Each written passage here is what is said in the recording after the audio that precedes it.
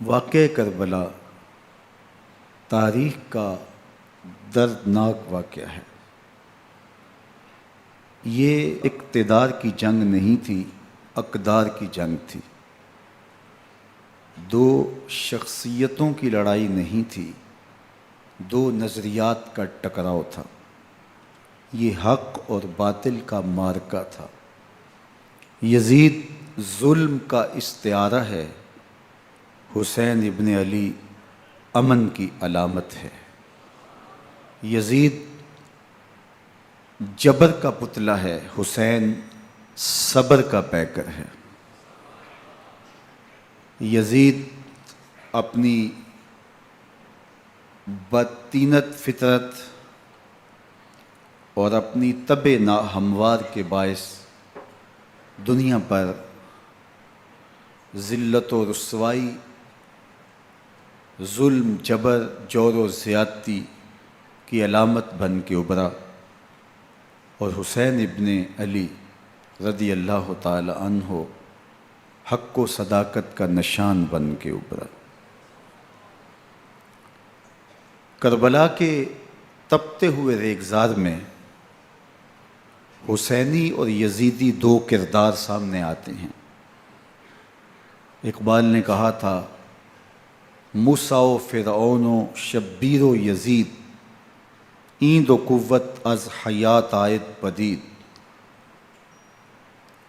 زندہ حق از قوت شبیری است، باطل آخر داغ حسرت میری است، سرخ رو عشق غیور از خون او، شوخی ای مصرع از مضمون او، تا قیامت قطع استبداد کر، موج خون او چمن ایجاد کر۔ یزید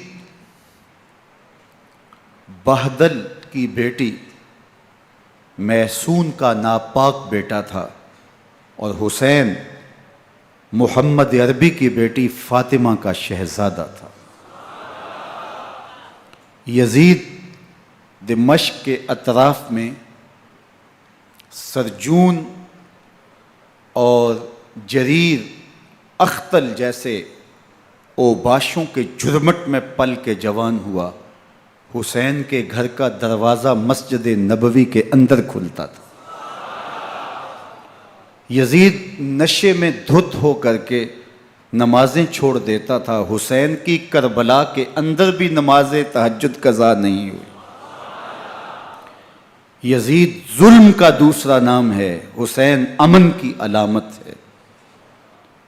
یزید نے زندگی میں ایک مرتبہ حج کیا اور شراب کے مٹکے ساتھ لے کے آیا، اور اختل اور دیگر گویوں اور مغنیوں کو اپنے ساتھ رکھا تاکہ سفر آسانی سے کٹے۔ حسین ابن علی نے 25 حج سواری ہونے کے باوجود پیدل کیے۔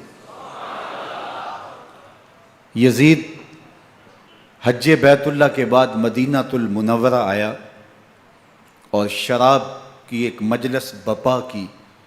حضرت امام حسین رضی اللہ تعالی عنہ جب وہاں پہنچے تو شراب کی پھیلی ہوئی بدبو کو محسوس کرتے ہوئے فرمایا، یہ بو کیسی ہے؟ تو نشے میں دھت یزید بولا، یہ شام میں بنتی ہے، اور ایک جام منگوایا اور اس کو پیتے ہوئے دوسرا جام حضرت امام حسین رضی اللہ تعالی عنہ کی طرف بڑھاتے ہوئے کہا، ابا عبداللہ لیجئے۔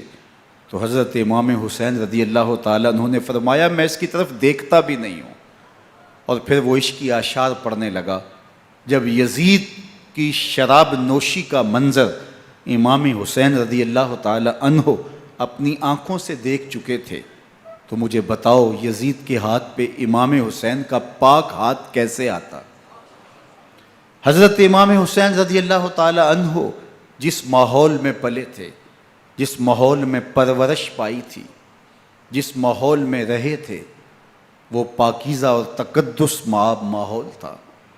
اور یزید کبھی اطراف دمشق میں، کبھی غوطہ میں، کبھی الخضرہ محل میں، اور کبھی کہاں داد عیش دیتا رہا اور لہو و لعب کے اندر مصروف رہا، اور اس کی زندگی ان چیزوں سے عبارت تھی۔ وہ محرمات کو حلال قرار دیتا، شراب نوشی اس کی ہڈیوں میں رچی ہوئی تھی، اور شریعت بیضا کا مذاق اڑایا کرتا۔ اور حسین ابن علی رضی اللہ تعالی عنہ کی دوستیاں جن لوگوں سے تھی وہ عبداللہ ابن عباس تھے، عبداللہ ابن عمر تھے، حضرت عبد الرحمن بن ابو بکر رضی اللہ تعالی عنہ تھے۔ یزید تو جوا کھیلتا رہا، یزید تو قمار بازی کرتا رہا، یزید تو شراب نوشی کرتا رہا، اور حسین ابن علی مسجد نبوی کے ممبر میں حضور کے پہلوؤں میں بیٹھتے رہے۔ زمانے نے وہ منظر دیکھا کہ سرخ رنگ کے جوڑے پہنے ہوئے حسنین کریمین حجرہ فاطمہ سے نکلتے ہیں، کم عمری کی وجہ سے کبھی گرتے ہیں کبھی سنبھلتے ہیں، اور آقا کریم خطبہ ارشاد کر رہے ہیں، خطبہ چھوڑ کے حضور نے شہزادوں کو اٹھا لیا۔ وہ منظر بھی زمانے نے دیکھا۔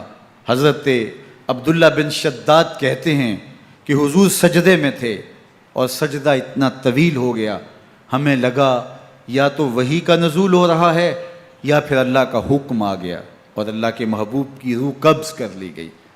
لیکن میں نے جب نظریں اٹھا کے ننکیوں سے دیکھا تو کیا منظر تھا کہ حسین ابن علی حضور کی پشت پہ بیٹھے ہوئے اور میرے آقا سجدے کو طول دے رہے ہیں۔ اللہ اکبر! حسین کے لیے پیغمبر کے سجدوں کو طول دیا جا رہا ہے۔ حسین ابن علی کبھی ممبر پہ حضور کی اطراف میں بیٹھتے ہیں، وہ منظر بھی دنیا نے دیکھا کہ حضور کے مبارک کندھوں پر حسین ابن علی بیٹھے ہیں اور حضور کی زلفوں کو پکڑا ہوا ہے۔ تو حضرت عمر رضی اللہ تعالیٰ عنہ دیکھ کے کہتے ہیں واہ واہ کیسی سواری میسر آئی حسین ابن علی کو۔ تو میرے آقا مسکرا کے کہتے ہیں عمر سواری دیکھتے ہو سوار بھی تو دیکھو۔ اللہ اکبر!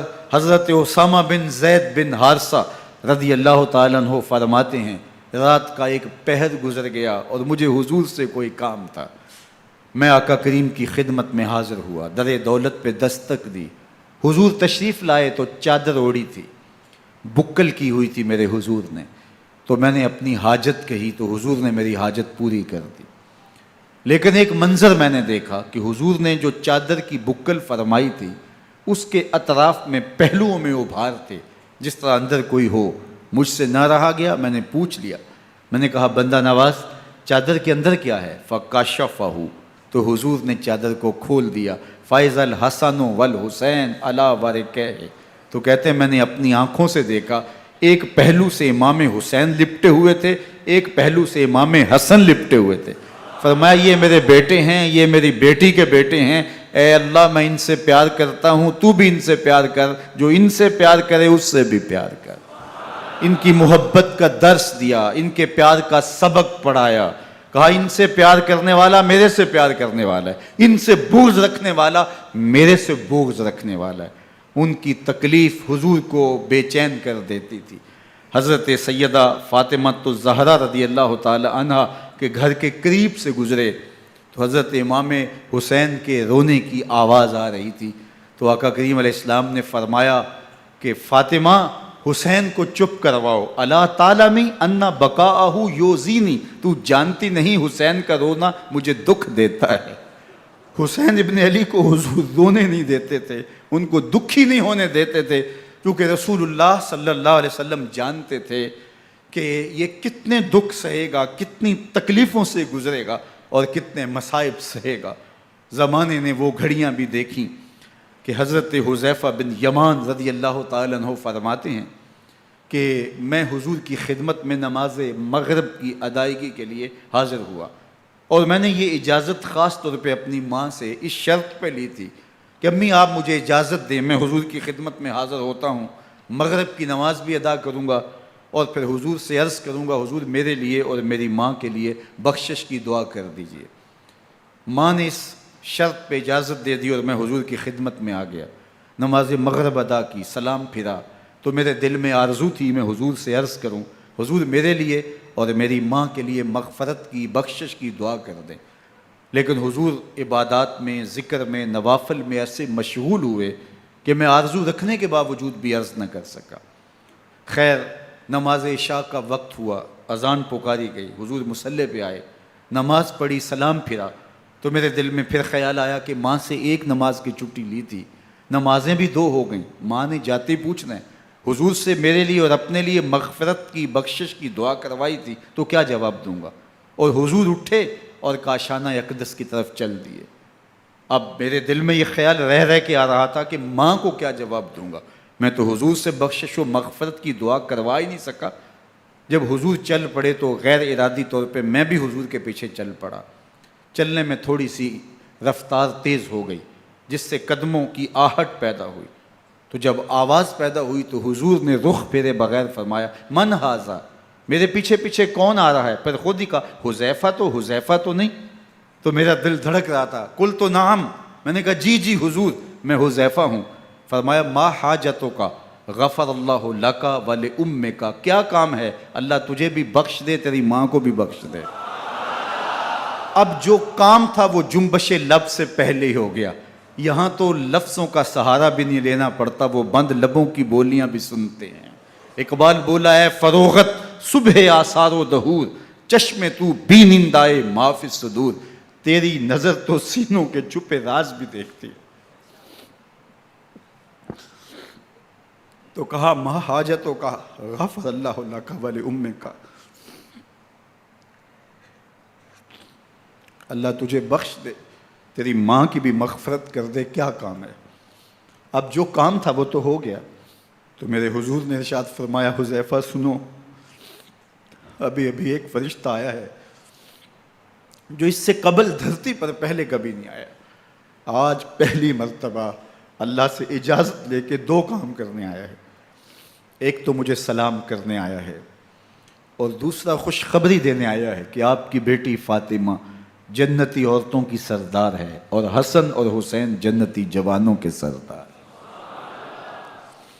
ایک طرف یزید ناپاک میسون کا پلیت بیٹا، اور ایک طرف محمد عربی کا نواسا، فاطمہ کے دودھ کا اثر، علی المرتضیٰ کے خون کی تاثیر، رسول اللہ صلی اللہ علیہ وسلم کے کندھوں پہ بیٹھنے والا۔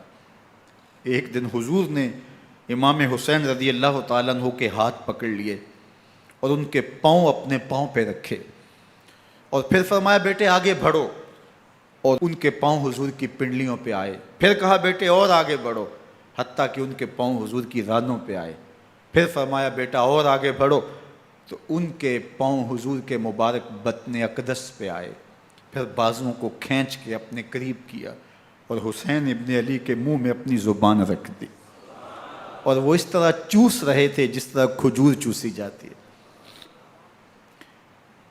تو اللہ کے محبوب علیہ السلام نے حسین ابن علی کو اپنی زبان کا لعاب دہن دے کر کے، وہ شیر رحمت دے کر کے، وہ کوثر و تسلیم سے پاکیزہ تر آب رحمت عطا کر کے ان کی ہمیشہ کے لیے پیاس بجھا دی، تاکہ کل کربلا کے تپتے ہوئے ریگزار میں حسین ابن علی کو پیاس کی شدت تنگ نہ کرے اور پائے استقلال میں لغزش نہ آنے پائے۔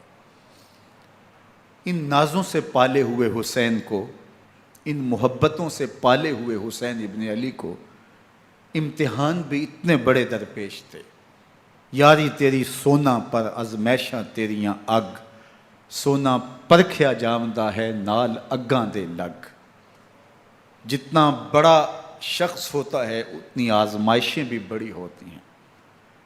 پیغمبر رحمت کی آغوش میں کھیلنے والا، حجرہ فاطمہ کا جانشین، مصلی رسول کا وارث، منبر رسول صلی اللہ علیہ وآلہ وسلم پر حضور کے مبارک پہلو اور گود میں بیٹھنے والا حسین، حضور کی زبان چوسنے والا حسین، حضور کے کندھوں پہ سواری کرنے والا حسین، آقا کریم علیہ الصلوۃ والسلام کے مبارک سجدے کی حالت کے اندر حضور کی پشت پہ کھیلنے والا حسین، جس حسین کا دروازہ مسجد نبوی کے اندر کھلتا تھا اور یزید کی کرتوتوں کے چشم دید گواہ تھے۔ یزید جب تخت نشین ہوتا ہے تو اسے یہ فکر ہوتی ہے کہ امام حسین، عبداللہ بن زبیر، عبداللہ بن عمر، عبداللہ ابن عباس یہ میری بیعت کریں۔ اور وہ ولید بن عقبہ کو لکھتا ہے کہ ہر صورت میں ان کی بیعت لو، اور اگر بیعت نہ دیں تو سختی کرو۔ حضرت امام حسین رضی اللہ تعالی عنہ کو بلاوا آتا ہے کہ آپ کو دارالامارت میں گورنر ہاؤس میں بلایا جا رہا ہے، ولید بن عقبہ کا پیغام آپ کو پہنچتا ہے۔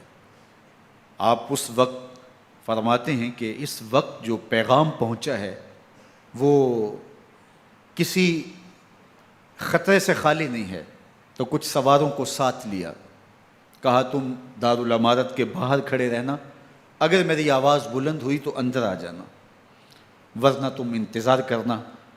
آپ اندر گئے۔ ولید بن عقبہ نے مروان کو بھی بلایا تھا۔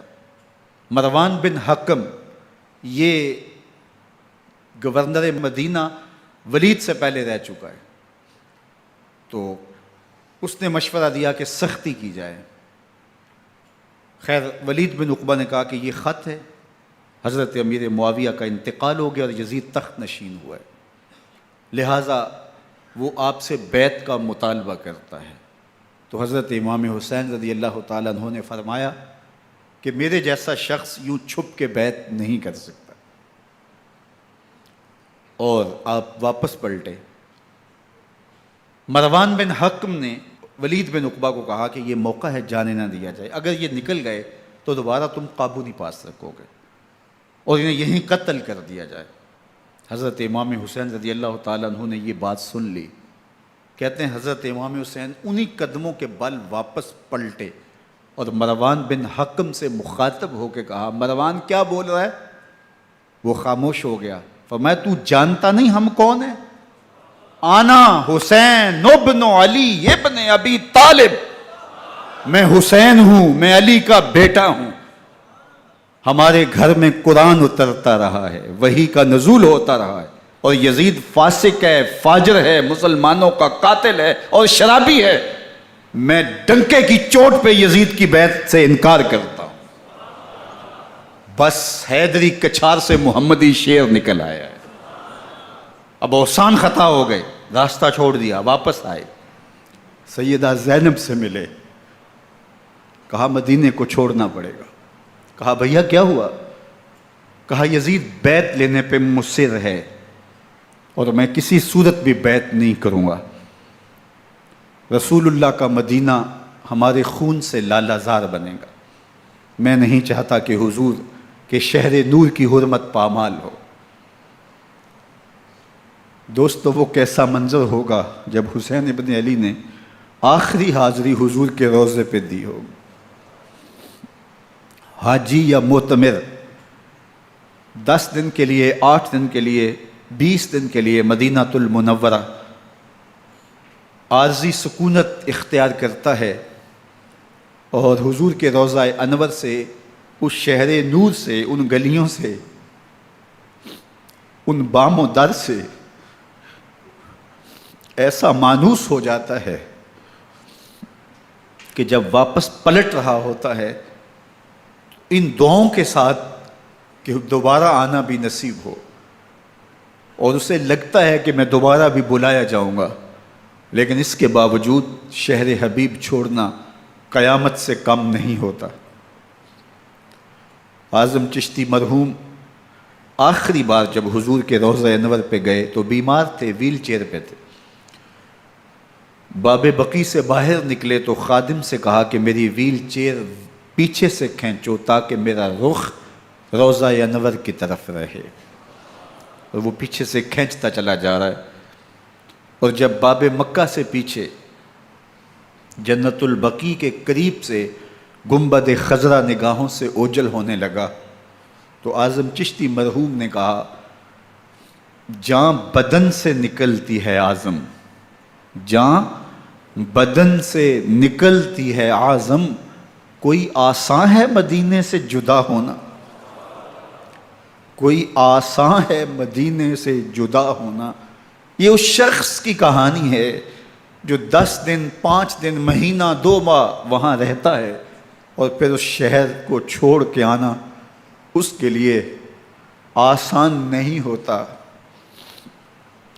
اور مجھے بتاؤ کہ حسین جو پیدا مدینے میں ہوا، جس کے گھر کا دروازہ مسجد نبوی کے اندر کھلتا تھا، جو مسجد نبوی کے اندر پرورش پا کے جوان ہوتا ہے اور مدینے کی گلیوں میں کھیلتا رہا، اس حسین ابن علی کے لیے مدینہ چھوڑنا، اور پھر وہ اس بات کا علم اور شعور رکھتے تھے کہ یہ آخری بار حضور کے در پہ حاضری ہے، دوبارہ اس شہر نور میں نہیں آ سکوں گا، تو کیا قیامت ہوگی اور کیا منظر ہوگا۔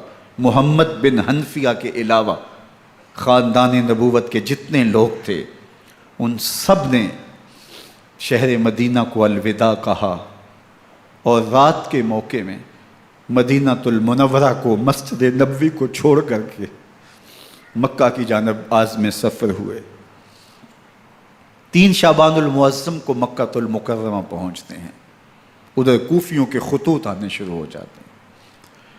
حضرت امام حسین رضی اللہ تعالیٰ عنہ مسلم بن عقیل رضی اللہ تعالیٰ عنہ کو صورتحال معلوم کرنے کے لیے بھیج دیتے ہیں۔ 40,000 کوفی آپ کے ہاتھ پہ بیعت کر لیتے ہیں۔ ادھر 25 پیدل حج کرنے والے حضرت امام حسین 8 ذی الحج کو احرام باندھتے ہیں، لیکن آپ کو پتہ چلتا ہے کہ حاجیوں کے روپ میں قاتل چھپا دیے گئے، تو آپ اس احرام کو حج کی بجائے عمرے میں بدلتے ہیں اور کوفے کی جانب عازم سفر ہوتے ہیں۔ کائنات والو، ذرا سینے پہ ہاتھ رکھ کے دیکھو کہ یہ کتنا مشکل مرحلہ تھا۔ اس دین کی آبرو کو بچانے کے لیے حضرت امام حسین رضی اللہ تعالیٰ عنہ نے کتنا بڑا قدم اٹھایا۔ آپ کے بہی خواہ، دوست، احباب عبداللہ بن عمر یہ سارے روکتے ہیں۔ عبداللہ بن عباس کہتے ہیں حضرت نہ جائیے، الکوفی لا یوفی، کوفی کبھی وفا نہیں کرتے، آپ کے والد کو وہاں شہید کیا گیا، لیکن آپ ایک فرض کو نبھانے جا رہے ہیں۔ میرے غم گسارو، میرے مہربانوں، نہ روکو مجھ کو جانے دو، مجھے نانے کے دی کی ڈوبتی کشتی بچانے دو، میں جاتا ہوں کہ دنیا پر وفا کا نام رہ جائے، میں رہوں نہ رہوں پر عظمت اسلام رہ جائے۔ میں نہیں جاتا تو نبی کے گھر کی آن جاتی ہے، میں نہیں جاتا تو نبی کے گھر کی آن جاتی ہے، تمہارا دین جاتا ہے، میری غیرت ایمان جاتی ہے۔ حضرت امام حسین یہاں سے چلتے ہیں، ابھی راستے میں ہی پہنچتے ہیں کہ یہ خبر آتی ہے کہ کوفے والوں نے بے وفائی کر دی، حضرت مسلم بن عقیل رضی اللہ تعالیٰ عنہ کو شہید کر دیا گیا، نعمان بن بشیر معزول کر دیے گئے، ابن مرجانہ ابن زیاد وہاں متعین کر دیا گیا جو سخت گیر شخص تھا، اور اس نے لوگوں کو ڈرایا، دھمکایا، اور کوفے کے لوگوں کے دل بدل گئے اور وہ بیتیں توڑنے لگے۔ وہ منظر مسجد کوفہ کا کتنا دلگداز تھا۔ جب امام نماز کے لیے کھڑے ہوئے تو 40,000 لوگ آپ کے پیچھے تھا۔ جب سلام پھیرا اور امام نے دیکھا کہ پیچھے لوگ نہیں ہیں، پھر لوگوں نے اپنے دروازے بھی بند کر لیے۔ رات کی تنہائیاں ہیں اور حضرت مسلم بن عقیل کو کوئی پناہ دینے والا نہیں ہے۔ لوگوں نے دروازے بند کر لیے کہ کہیں ہمارے گھر میں نہ آ جائیں اور ہم مشقت اور حکومتی تشدد کا شکار نہ ہوں۔ کتنا دردناک لمحہ ہے حضرت مسلم بن عقیل رضی اللہ تعالیٰ عنہ پہ، اور پھر حضرت مسلم بن عقیل بے دردی سے شہید کر دیے جاتے ہیں۔ آپ ابھی راستے میں ہیں، یہ ساری کہانی پہنچتی ہے کہ حضرت مسلم شہید کر دیے گئے اور بے دردی سے شہید کر دیے گئے۔ وہ جنہوں نے خط لکھے تھے کہ ہم آپ کے ساتھ ہیں اور ہم منتظر ہیں، چشم برا ہیں، آپ کے قدموں کی چاپ سننے کے لیے بےتاب ہیں، آج انہوں نے بیتیں توڑ دی۔ 40,000 کوفی منحرف ہو گئے۔ مسجد کوفہ کا وہ منظر کس قدر روح کو تڑپا دینے والا تھا۔ ہم پچھلے سال عصر اور مغرب کے درمیان جب کوفہ پہنچے تو سورج ڈوبنے کے قریب تھا۔ میں نے اپنی زندگی میں اتنا اداس موسم کہیں نہیں دیکھا جتنا اداس موسم کوفے میں دیکھا۔ ایسے لگتا تھا جس طرح کوفے کی آب و ہوا آج بھی شرمندہ ہے۔ جو مسلم بن عقیل اور خاندان نبوت کے ساتھ اہل کوفہ نے کیا، حضرت امام حسین رضی اللہ تعالیٰ عنہ کو ان کے بہی خواہوں نے، اعزاء نے، اقربا نے، دوستوں نے، آوان و انصار نے، ساتھیوں نے کہا کہ حضرت حالات یکسر تبدیل ہو گئے، اب ہمیں مراجعت کر جانی چاہیے، واپس پلٹ جانا چاہیے۔ تو حضرت امام حسین کافی سوچ بچار میں رہے، پھر اس کے بعد آپ نے فیصلہ کیا کہ ہم آگے بڑھیں گے۔ دوستوں نے کہا کہ حضرت اگر آپ آگے بڑھیں گے تو ہمیں لگتا ہے کہ وہ آپ کے ساتھ سلوک اچھا نہیں کریں گے اور آپ بچوں کے سامنے پیاس سے شہید کر دیے جائیں گے۔ تو حضرت امام حسین رضی اللہ تعالیٰ عنہ نے وہاں ایک خطبہ ارشاد فرمایا کہ لوگو تم جو مجھے بتا رہے ہو مجھے اچھی طرح معلوم ہے، جو تم مجھے منظر پیش کر رہے ہو وہ میری نگاہوں میں ہے، اور جو کچھ ہونے والا ہے چشم تصور وہ منظر دیکھ رہی ہے۔ چونکہ حضرت امام حسین رضی اللہ تعالیٰ عنہ کی شہادت کی خبر حضرت امام حسین کے پیدا ہوتے ہی خاندان نبوت میں عام تھی۔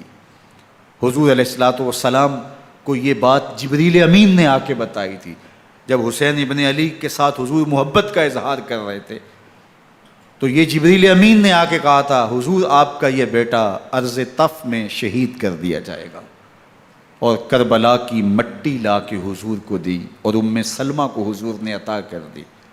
حضرت ام سلمہ کہتی ہیں کہ ایک دن میں سوئی تو خواب دیکھا کہ حضور کے مبارک بال بکھرے ہوئے ہیں اور سخت پریشان ہیں، تو میں نے کہا کہ حضور آپ کی یہ کیا حالت ہے؟ وَبِيَدِهِ قَارُورَةٌ، اور حضور کے ہاتھ میں ایک شیشی ہے، فِيهَا دَمٌ، جس کے اندر خون ہے۔ تو میں نے کہا حضور یہ کیا؟ فرمایا میں قتل گاہ حسین سے آ رہا ہوں اور یہ حسین ابن علی کا خون ہے۔ تو کہا 10 محرم کا دن تھا، دوپہر کا یہ منظر تھا، میں کیلولہ کر کے اٹھی، جب میں نے دیکھا تو وہ شیشی جس میں کربلا کی مٹی رکھی تھی وہ خون بن چکی تھی۔ تو یہ خبر پہلے دی گئی تھی، یہ بتا دیا گیا تھا۔ فرمایا میرے دوستو جو تم مجھے بتاتے ہو میں اس سے بے خبر نہیں ہوں، یہ سب کچھ ہونے والا ہے، لیکن اس کے باوجود میں کیوں جا رہا ہوں؟ تو آپ کا ایک تاریخ ساز جملہ ہے جو کربلا کے فلسفے کو ہمارے سامنے رکھتا ہے کہ یہ اتنا بڑا امتحان کیوں دیا۔ حضرت امام حسین رضی اللہ تعالیٰ عنہ نے فرمایا وَلَكُمْ فِي أُسْوَةٌ، میں اس لیے جا رہا ہوں قیامت تک ظلم، جبر اور ناانصافی کے خلاف کھڑے ہونے والوں کے لیے کوئی نمونہ تو ہو۔ میری زندگی قیامت تک ظلم، جبر اور استحصالی نظام کے خلاف کھڑے ہونے والوں کے لیے نمونہ ہے۔ تو حضرت امام حسین رضی اللہ تعالیٰ عنہ نے حق اور باطل کے درمیان ایک سرخ لکیر کھینچ دی اپنے خون سے۔ اب حق اور باطل کا امتیاز کرنا مشکل نہیں ہے، کوئی باطل پہ اڑا رہے تو الگ بات ہے، لیکن امتیاز کرنا مشکل نہیں ہے۔ حدود بالکل واضح کر دیں۔ اقبال نے یہاں کتنی خوبصورتی کے ساتھ اس مضمون کو نبھایا۔ سرخ رو عشق غیور از خون او، شوخی این مصرع از مضمون او، تا قیامت قطع استبداد کر، موج خون او چمن ایجاد کر۔ ایک جہاں آباد کر دیا، حق اور باطل کی راہیں اجال دی۔ اب لوگوں کو یزید کا چہرہ پہچاننے میں دیر نہیں لگتی، وقت کے ہر یزید کا چہرہ آسانی سے پہچانا جا سکتا ہے۔ یہ معرفت زمانے کو کروائی کس نے؟ حسین ابن علی نے کروائی رضی اللہ تعالی عنہ۔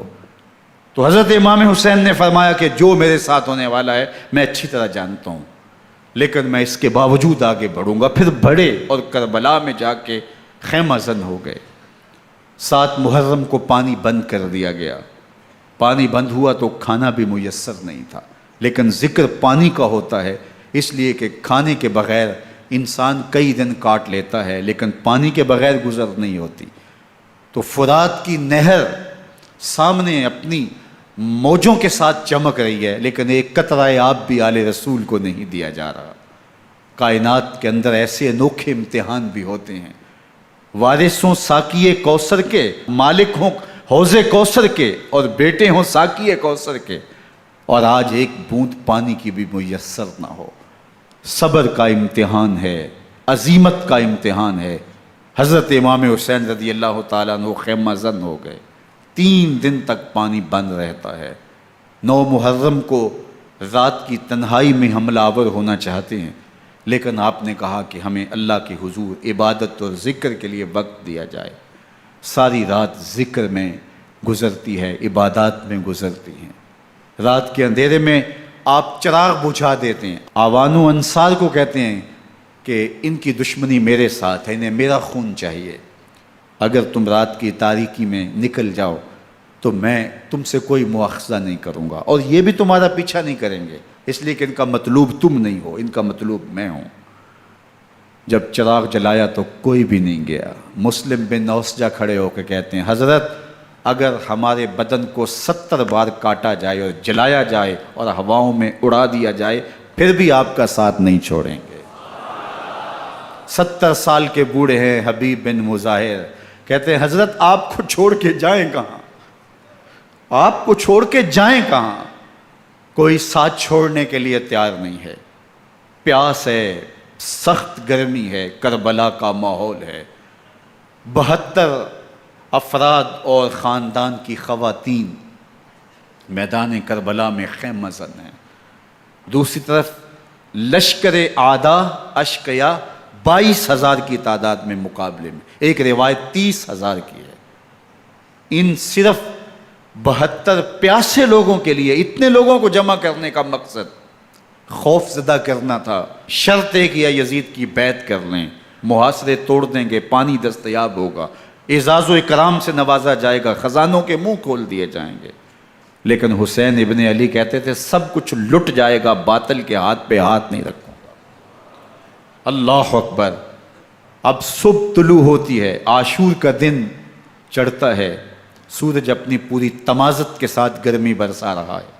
آج خاندان نبوت کا امتحان زمانے نے دیکھنا ہے۔ رسول اللہ کا لعاب چوسنے والا اس کے صبر کا آج امتحان ہے، حضور کے کندھوں پہ کھیلنے والے حسین کا آج امتحان ہے۔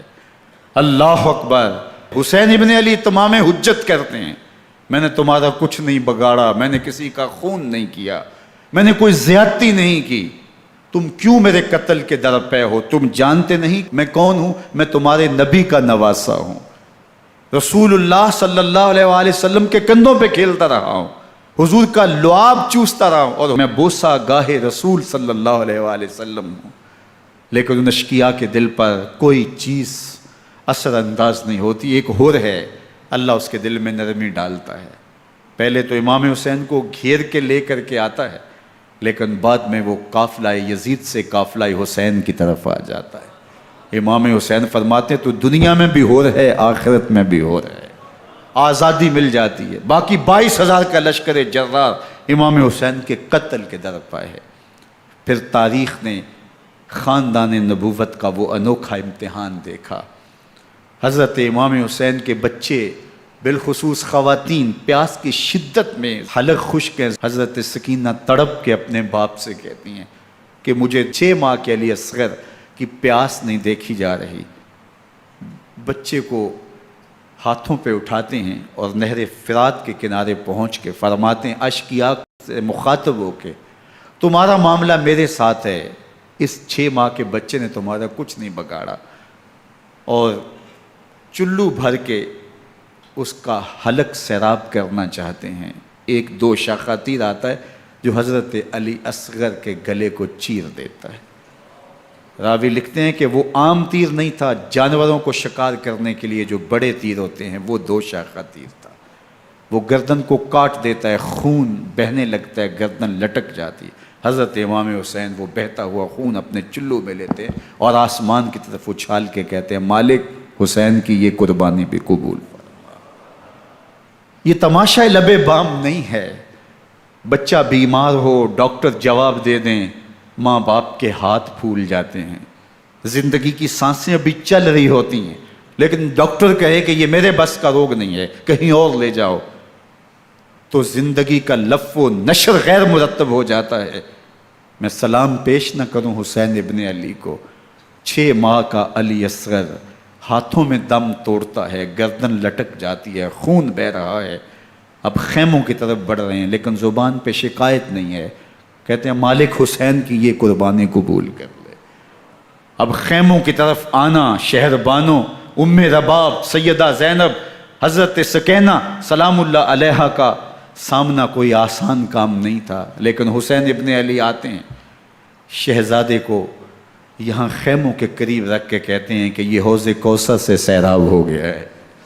اللہ اکبر، کوہرام مچ جاتا ہے خیموں کے اندر، کیا منظر ہوگا اور ان کو کن الفاظ کے پیرائے میں ڈھال کر کے ان کیفیات کو بیان کیا جا سکتا ہے جو اہل بیت کے خیموں کے اندر علی اصغر کی شہادت کے بعد کا منظر رقم ہو رہا ہوگا۔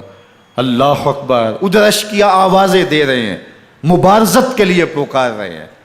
زمانے نے پھر وہ منظر بھی دیکھا کہ جوان بیٹے کو 18 سال کی کمائی حضرت امام حسین میدان عمل میں بھیج رہے ہیں۔ وہ علی اکبر جو حسین کا نور نظر ہے، آنکھوں کا قرار ہے، دل کی تسکین ہے۔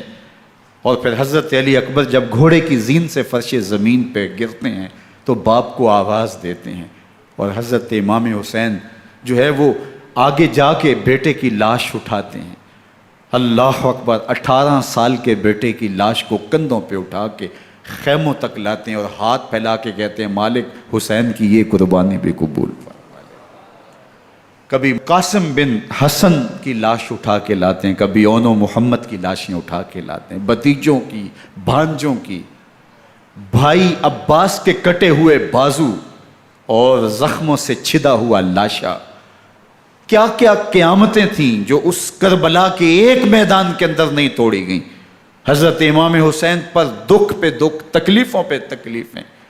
اب 71 لاشیں اٹھا کے خیموں تک پہنچا چکے، اور ادھر مبارزت کی دعوت دی جا رہی، آؤ میدان عمل میں آؤ، اب دیر کیوں کر رہے ہو۔ رسول اللہ کا حرم، رسول اللہ کی شہزادیاں جو نازوں میں پلی تھیں، وہ کلیاں جو شبنم کا بوجھ بھی گوارا نہیں کر سکتی تھی، آج مصیبتوں کے پہاڑ ٹوٹ گئے۔ حضرت امام حسین کبھی شہربانوں کو، کبھی ام رباب کو دلاسا دیتے ہیں، کبھی حضرت زینب کو کہتے ہیں۔ حضرت زینب کربلا کے اس میدان کے اندر بڑے حوصلے کے ساتھ اپنے بھائی کے ساتھ کھڑی رہی، اپنے 2 بیٹے راہ خدا میں پیش کیے، ان کی لاشیں وصول کیں، لیکن زینب جس جرأت کے ساتھ، جس پامردی کے ساتھ اس سارے منظر کو حوصلے کے ساتھ سہتی رہی، وہ یقیناً حوصلہ سیدہ زینب سلام اللہ علیہا کا ہی ہے۔ لیکن یہ وہ منظر تھا کہ زینب کا دل بھی ڈول گیا جب حسین ابن علی گھوڑے پہ بیٹھنے لگے اور ان کو گھوڑے میں بٹھانے والا کوئی نہیں تھا، اور جو بھی سوار جاتا پھر واپس اس کی لاش ہی آتی اور حسین ابن علی لے کے آتے۔ آج حسین ابن علی جا رہے ہیں، زندگی کا سارا سرمایہ لٹ رہا ہے، حضرت زینب سلام اللہ علیہا سنبھل نہیں رہی۔ حضرت امام رضی اللہ تعالیٰ عنہ اٹھے اور آپ نے حضرت زینب کو صبر کی تلقین کی اور کہا کہ صبر ہی بہترین ذریعہ ہے اور اللہ کی قربت کا ایک بہترین سبب ہے، اور ان کو صبر کی تلقین کرتے ہوئے فرمایا کہ میرے بعد تم نے اس ذمہ داری کو سنبھالنا ہے اور ان مخدرات اسلام کی، ان شہزادیوں کے پردے کی تم نے حفاظت کرنی ہے۔ اور پھر گھوڑے کی زین کس کے امام حسین لشکر اشکیا کی طرف بڑھتے ہیں۔ اب خیموں سے سسکیوں کی آواز آ رہی ہے، ان کا سردار، ان کا تاجدار آج سب کو چھوڑ کے کربلا کے میدان کی طرف بڑھ رہا ہے۔ جرم کیا کیا، قصور کیا کیا، اس نے کیا زیادتی کی کہ آج نیزوں اور انیوں کے مقابلے میں 22,000 کا لشکر حضرت امام حسین پہ ٹوٹ پڑتا ہے۔ آپ پھر اتمام حجت کرتے ہیں، میں نے کسی کو قتل نہیں کیا، خون ناحق نہیں بہایا، میرے خون کے درپے کیوں ہو، اپنی آخرت کیوں برباد کرتے ہو، تم جانتے نہیں میں کون ہوں، میں تمہارے نبی کا نواسا ہوں۔ لیکن ابن زیاد کہتا ہے مقابلے میں آؤ۔ پھر حضرت امام حسین رضی اللہ تعالیٰ عنہ مقابلے میں آتے ہیں، اور جب گھوڑے کو ایڑ لگا کے دشمن اشقیاء پہ ٹوٹتے ہیں تو پھر ایسا منظر ہوتا ہے کہ وہ بھیڑ بکریوں کی طرح آگے بھاگتے ہیں۔ 71 زخم کلیجے پہ لیے شجاعت کا یہ پیکر جب میدان میں آتا ہے، آواز آتی ہے یہ کون ذی وقار ہے، بلا کا شاہ سوار ہے، لباس ہے پھٹا ہوا غبار سے اٹا ہوا، تمام جسم نازنی چھدا ہوا کٹا ہوا، یہ نبی کا نور عین ہے، یہ بالیقین حسین ہے، یہ حسین ابن علی ہے رضی اللہ تعالیٰ عنہ۔ پھر چاند بادلوں میں گھر جاتا ہے، شامی غنڈے تیر برساتے ہیں، تلواروں سے آپ کے بدن پر ضربیں لگاتے ہیں اور نیزوں سے آپ کے بدن کو پرو دیتے ہیں۔ جب آپ کا پیراہن بعد میں اتارا گیا تو آپ کے پیراہن میں 122 سوراخ تیروں کے تھے، 33 زخم تلواروں کے اور 34 گھاؤ نیزوں کے تھے۔ جب گھوڑے کی زین سے فرش زمین پر آئے، بدن چھلنی تھا، زخم زخم سے خون بہ رہا تھا، 3 دن کا پیاسا حسین، اللہ اکبر، بدن زخموں سے چور، 71 لاشیں کلیجے پہ لیے، مخدرات اسلام کے پردے کا خیال دل میں الگ ہے، لیکن گھوڑے کی زین سے جب فرش زمین پہ امام حسین آتے ہیں، زبان پہ ہائے نہیں، نالا و شیون نہیں، چیخ و پکار نہیں، آتے ہی پیشانی سجدے میں رکھتے ہیں اور پکارتے ہیں اللہم ردن بقضائک وصبرن علی بلائک تسلیمن لامرک سبحان ربی العالی۔ مالک گھر لٹا کے، بچے لٹا کے، خاندان سب کچھ قربان کر کے، اپنے بدن کو زخموں سے چھلنی کروا کے، تیروں اور نیزوں کی انیوں سے اپنے آپ کو زخمی کروا کے، تیرے حضور سر جھکا کے یہ اقرار کرتا ہوں کہ حسین تیری تقدیر پہ راضی ہے، مالک تو بھی بتا، تو بھی حسین پہ راضی ہوا ہے کہ نہیں ہوا؟ آواز آ رہی ہے، اس پیاسے پر علی شیر خدا کو ناز ہے، اس نواسے پر محمد مصطفیٰ کو ناز ہے، اوروں نے بھی سجدے کیے پر اس کا عجب انداز ہے، اس نے وہ سجدہ کیا جس پر خدا کو ناز۔ حسین ابن علی رضی اللہ تعالیٰ عنہ کا سر انور دستے قاتل نے تب کاٹا جب وہ سجدے میں جھکا ہوا تھا۔ یزید نے کہا میں بیعت لوں گا، امام حسین نے کہا کبھی بھی نہیں دوں گا، یہ سر کٹ سکتا ہے جھک نہیں سکتا۔ سر کاٹ کے نیزے کی نوک پہ چڑھا دیا گیا اور یہ اس بات کا اعلان تھا کہ ہم جیت گئے اور حسینی ہار گئے، اور لشکر یزید میں غوغا مچ گیا، نقارے بجنے لگے کہ ہم جیت گئے، دیکھو امام حسین شہید کر دیے گئے، اور سر کاٹ کے نیزے کی نوک پہ چڑھایا گیا۔ لیکن لشکر یزید سے ہی آواز آئی یہ کیسا سر ہے جو کٹ کے بھی سر بلندی ہے، کٹ گیا ہے پھر بھی اونچا ہے، اللہ اکبر، یہ سر سجدے میں کٹا ہے، رب کے حضور عبادت کی حالت میں کٹا ہے، حسین آج بھی سجدے میں ہے، اللہ اکبر، حسین آج بھی سجدے میں ہے، بلکہ کٹے ہوئے سر کا رخ زمین کی جانب تھا اور کٹی گردن آسمان کی طرف، یوں نیزے پہ پرویا گیا، اللہ اکبر۔ ایک شاعر نے نقشہ کھینچا، بآنکھ سر نیزے پہ اور سوئے زمین ہے روح، یعنی سجدہ ثانی کی ہے آرزو۔ رکعت کے 2 سجدے ہوتے ہیں، ابھی ایک سجدہ ہوا تھا کہ دست قاتل نے سر کاٹ دیا، کہا حسین کی پیشانی میں دوسرے سجدے کی تمنا مچل رہی ہے۔ یہ تھا حسین ابن علی کا سجدہ، ساری زندگی رب کے حضور سجدہ قضا نہیں ہونے دیا۔ آج پانی نہیں ہے، اللہ اکبر، آج تیمم کر لیتے ہیں، آج اپنے خون کو اوڑھ کر کے حسین نے اپنی پیشانی اپنے مالک کے حضور جھکا کر کے عظیمت کی وہ انوکھی داستان رقم کر دی کہ صدیاں گزرنے کے باوجود بھی ان کی یادوں کے چراغ روشن ہیں۔ جب حضرت امام حسین اور دوسرے اعیان و انصار کو شہید کر دیا گیا تو ان کے سر نیزوں کی نوک پہ چڑھا دیے گئے، حضرت امام حسین کا کٹا ہوا سر اور باقی 71 افراد کے کٹے ہوئے سر نیزوں کی نوک پہ، اور 10 سواروں کو ابن سعد نے کہا کہ ان کو رون دو، اور گھوڑوں کی ٹاپوں تلے حضرت امام حسین رضی اللہ تعالیٰ عنہ اور ان کے آوان و انصار کو جو ہے وہ روندا گیا، حتیٰ کہ ان کی استخوان مبارک، ان کی ہڈیاں بھی چور چور ہو گئیں۔ روننے سے قبل ان کا لباس اتار لیا، ان کے کپڑے اتار لیے گئے، اللہ اکبر، کیسی دردناک گھڑیاں تھیں۔ یزید کا صرف یہی بد کرداری کا مرحلہ نہیں تھا، اس کربلا کے صحرا کے اندر یزید نے جس طرح امام حسین رضی اللہ تعالیٰ عنہ کو شہید کیا اور حضرت امام حسین کے خاندان کو شہید کیا، جب مدینہ المنورہ پر یزید نے مسلم بن عقبہ کو مقرر کیا، جس کو بزرگوں نے مصرب بن عقبہ کہا ہے، تو اس کو کہا 3 دن تک مدینے کا حرم تمہارے لیے حلال ہوگا، جو چاہو تم کرنا، اور شامی فوجوں کو اجازت ہوگی۔ تو وہاں بھی انہوں نے 10,000 تابعین اور 700 صحابہ کو شہید کیا۔ حضرت ابو سعید خدری رضی اللہ تعالیٰ عنہ گھر سے باہر نکلے، کافی بوڑھے ہو چکے تھے، تو انہوں نے حضرت ابو سعید خدری کو پکڑ لیا، کہا تم کون ہو؟ کہا مجھے ابو سعید خدری کہتے ہیں۔ تو کہا ہاں تمہارا نام سنا ہے، اور داڑھی سے پکڑ کے کھینچا اور کہا کہ ہے تمہارے پاس جو ہمیں دو؟ تو کہا کہ میرے پاس تو کچھ بھی نہیں، میں تو فقیر آدمی ہوں۔ تو ان کے گھر ان کو لے گئے، تو 2 کبوتر رکھے تھے حضرت ابو سعید خدری نے، تو وہ کبوتر لوٹ کے لے گئے۔ اللہ اکبر۔ حضرت ابن سنان رضی اللہ تعالیٰ عنہ کو، جو حضور کے علم بردار تھے فتح مکہ کے دن، ان کو ستو پہلے پلائے اور پھر ان کی گردن کاٹی گئی، اور کہا یہ ہے وہ ستو جو تم زندگی میں آخری بار پیو گے۔ ایک گھر میں داخل ہوئی شامی فوج، تو ایک خاتون کے ابھی بچہ پیدا ہوا تھا، اور قابلہ نے، دائیا نے، وہ بچہ ماں کی چھاتی پہ لٹایا، اور وہ ماں کا پہلا دودھ پی رہا تھا۔ تو یہ جا کے کہنے لگے نکالو تمہارے پاس جو کچھ ہے۔ تو اس خاتون نے کہا تم جانتے ہو یہ بچہ کون ہے؟ تو انہوں نے کہا ہم نہیں جانتے۔ کہا یہ حضرت ابن ابی کبشہ انماری رضی اللہ تعالیٰ عنہ کا بچہ ہے، اور یہ وہ صحابی ہیں کہ جو بیت الشجرہ کے موقع پہ حضور کے ہاتھ پہ بیعت کرتے ہیں۔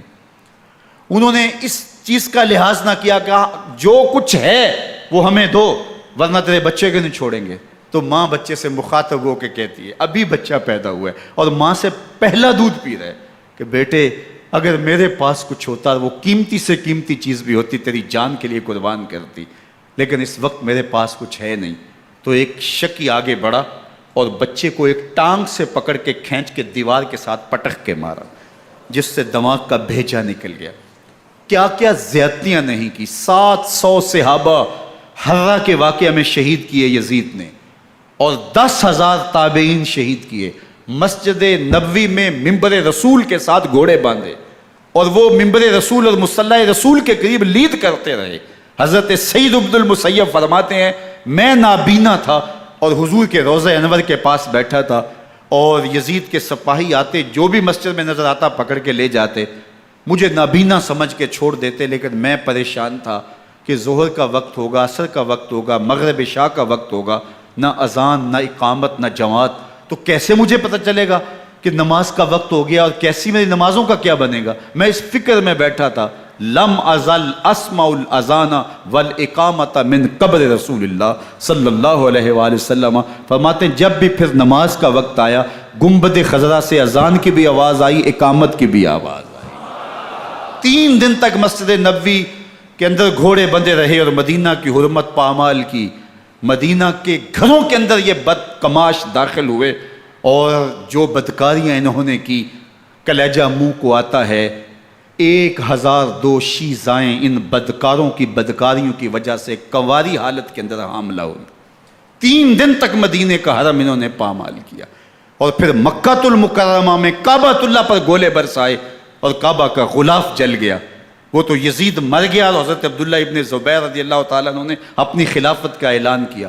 یزید کے یہ کرتوت تھے، ادھر اہل مدینہ کو ستایا، ادھر اہل مکہ کو ستایا، اور رسول اللہ صلی اللہ علیہ وسلم کے خانوادے کی بے حرمتی اور توہین کی۔ نہ صرف انہیں قتل کیا گیا، ان کی لاشوں پہ گھوڑے دوڑائے۔ ابن سعد اور شمر جو ہے وہ خیموں میں داخل ہوا، اور مخدرات اسلام کی چادریں چھیننے کی کوشش کی۔ حضرت زینب سلام اللہ علیہ نے مخاطب ہو کے کہا ہمارے چہرے کے رکھوالے چلے گئے ہیں، ظالم تو خیال نہیں کرتا ہم رسول اللہ کی بیٹیاں ہیں۔ حضرت شہربانو، حضرت زین العابدین اور حضرت زینب سلام اللہ علیہ، ان تینوں کو ایک اونٹ پہ باندھا گیا، اور باقی اونٹوں پہ باقی سادات کو، حضور کی شہزادیوں کو باندھا گیا، رسیوں میں جکڑا گیا، اور اونٹوں پہ باندھ کر کے کوفے کی جانب آگے آگے شہیدوں کے سر چل رہے ہیں، اور پیچھے یہ قافلہ چل رہا ہے۔ اور جب یہ قافلہ وہاں سے گزرا جہاں لاشیں پڑی تھیں، امام زین العابدین 14 سال کے تھے اور بیمار تھے، اور ان کا حوصلہ نہ ہوا، وہاں غشی ان کے اوپر آنے لگی، اور وہ منظر ابن کثیر نے، باقی لوگوں سب نے لکھا ہے کہ پھر جب ان کی یہ حالت ہوئی تو پھر سیدہ زینب سلام اللہ علیہ، جنہوں نے ابھی تک بڑے حوصلے کے ساتھ ساری مشکلات کا مقابلہ کیا تھا، اب ان کے بندھن ٹوٹ گئے اور آنکھوں سے آنسو بہنے لگے، اور سیدہ زینب نے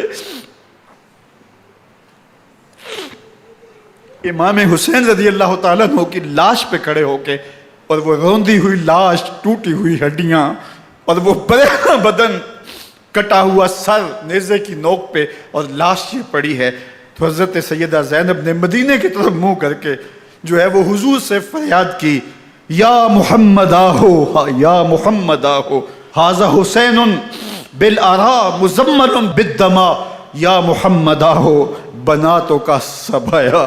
یا رسول اللہ، اے پیارے آقا، یا جد آہو، اے ہمارے نانا محترم، یہ دیکھیے آپ کا حسین پڑا ہوا ہے، بدن سے کپڑے اتار لیے گئے، خاک ہوائیں اڑا رہی ہیں، اور اس کے اوپر چادر جو ہے وہ مٹی کی پڑ گئی ہے۔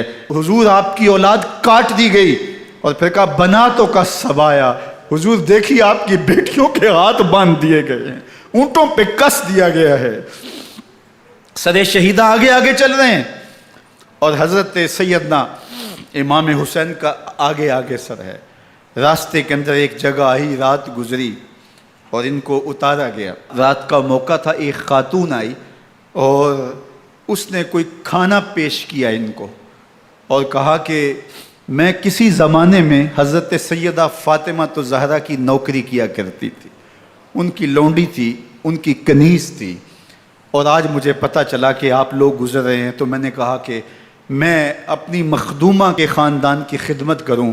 اور پھر اس نے کہا کہ اس وقت سیدہ کی گود میں ایک 6-7 ماہ کی بچی تھی جس کو زینب کہا کرتے تھے، تو سیدہ زینب نے کہا کہ اماں اگر پہچانتی ہو تو وہ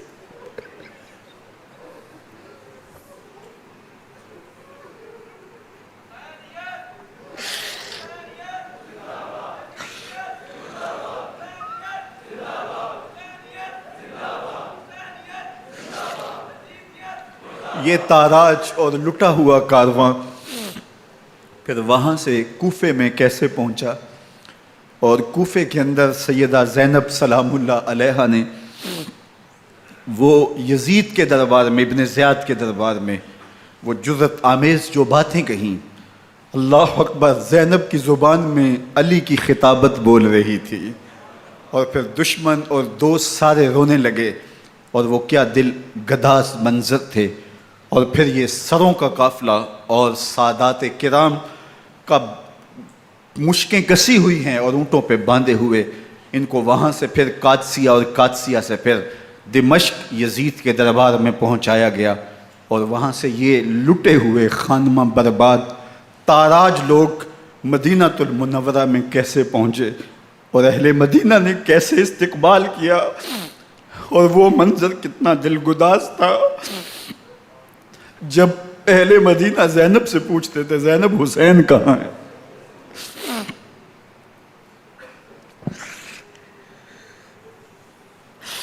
بے مروت بے وفا تیرا بھی کیا افسانہ ہے، جس نے اپنی ہی شمع کو گل کیا تو وہ پروانہ ہے۔ اپنے پیغمبر کے شہزادوں کو اور اپنے پیغمبر کی شہزادیوں کو جو دکھ اس امت نے دیے، یہ کائنات کی ایک انوکھی داستان ہے۔ اللہ ہمیں اسوہ شبیری پہ عمل کی توفیق عطا کرے اور ان کے نقوش پاک کی برکتیں دے، اہل بیت کی محبت ہماری روحوں میں جذب کر دے، اور جس عظیمت کے ساتھ، جس حوصلے کے ساتھ انہوں نے دکھوں کو جھیلا، جو دہکتی آگ کے شعلوں پہ سویا وہ حسین، جو جواں بیٹے کی میت پر نہ رویا وہ حسین، جس نے سب کچھ کھو کے کچھ نہ کھویا وہ حسین، مرتبہ اسلام کا جس نے دوبالا کر دیا، خون نے جس کے دو عالم میں اجالا کر دیا، جو کہ سوزے غم کو سانچے میں خوشی کے ڈھال کے، مسکرایا موت کی آنکھوں میں آنکھیں ڈال کے۔ اے حسین ابن علی تم پر سلام، نازش آل نبی تم پر سلام۔ ذرا میرے ساتھ یہ پڑھ لیجئے، اے حسین ابن علی تم پر سلام، نازش آل نبی تم پر سلام، تم پہ لاکھوں رحمتیں لاکھوں سلام، اے شہیدان محبت کے امام، لالا گوں لالا بدن لالا کفن، اے چمن اندر چمن، زندگی ہی زندگی تیری حیات اے حیات اندر حیات اندر حیات، افتخار ملت بیضا ہے تو، رب کعبہ کی قسم یکتا ہے تو، فخر کا دل میں دریچہ باز کرنا چاہیے، جن کا تو آقا ہے ان کو ناز کرنا چاہیے۔ وآخر دعوانا ان الحمد للہ۔